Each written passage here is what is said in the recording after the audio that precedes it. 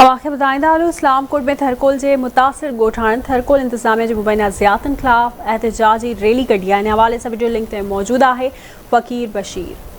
इस्लामकोट के Siraj petrol pump का press club ताईं थर एको सोशल मूवमेंट थर समाजी तहरीक समेत पाकिस्तान फिशर फोक के अगवाननि तरफा थरकोल इंतजामिया तरफा थर के मानू जो मुतासिर ॻोठाणा उन्हनि के हकनि ते धाड़ो उन्हनि सां जेके ज़्यादतियूं थी रहियूं उन्हनि के खिलाफ़ एक वॾी रैली कढी वई है, जंहिंजे अंदर थरकोल मुतासिर जेके सवें ॻोठाणनि वॾे अंग में शिरकत कई है। सवन की तादाद में अॼु माण्हू गॾु थी आया आहिनि ऐं इहो ॿुधाइण थी चाहियां तव्हांजे चैनल जे तवसुल सां हिते जी कंपनियुनि खे हिते जेके रियासत आहिनि इहे हुक्मरान आहिनि जेको हिते जे माण्हुनि जे हिते जे मक़ामी माण्हुनि सां जेको ज़ुल्म ऐं ज़्यादतियूं करे रहिया आहिनि, इंसानी हक़नि जी भनकड़ियूं करे रहिया आहिनि। त ॾिसो अॼु ही थरवासी जेका आहिनि उहे जागी चुका आहिनि। तव्हां ॾिसो था पहिरीं हिकु माण्हू बि कंपनी जे ख़िलाफ़ कोन उथंदो, अॼु सवन जी तइदाद में माण्हू जेके आहिनि उहे कंपनी के खिलाफ़ सरापा एहतजाज आहिनि ऐं पंहिंजो जेको आवाज़ आहे वो बुलंद करे रहिया आहिनि। असां प्रेस क्लब हैदराबाद अॻियां वञी करे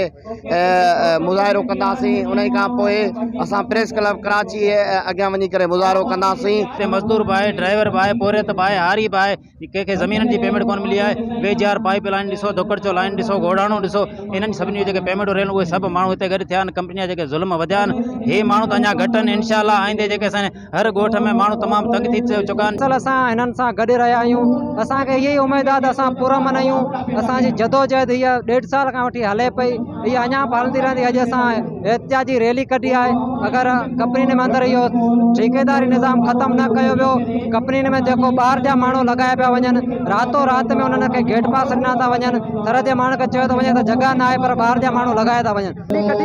मुतालबो कंदे चयो त हिते जेका जीअं ई कोयले जो कमु शुरू था तंहिं खां पोइ थर जा जेके रहवासी आहिनि उहे दरबदर आहिनि, उन्हनि जा लंघ बंदि कया विया आहिनि, उन्हनि जे ज़मीननि जा मुआवज़ा तोड़े जो उन्हनि जे घरनि जा मुआवज़ा न ॾिना विया आहिनि। समूरे थरकोल जा जेके मुतासिर ॻोठाणा आहिनि उन्हनि खे जेसिताईं उन्हनि जा मुआवज़ा समेत उन्हनि जा हक़ नथा ॾिना वञनि एसिताईं थर पाकिस्तान फिशर फोक समेत एको सोशल मूवमेंट ऐं थर समाजी तहरीक जेके तंज़ीमूं आहिनि इहो सरगर्म रहंदियूं।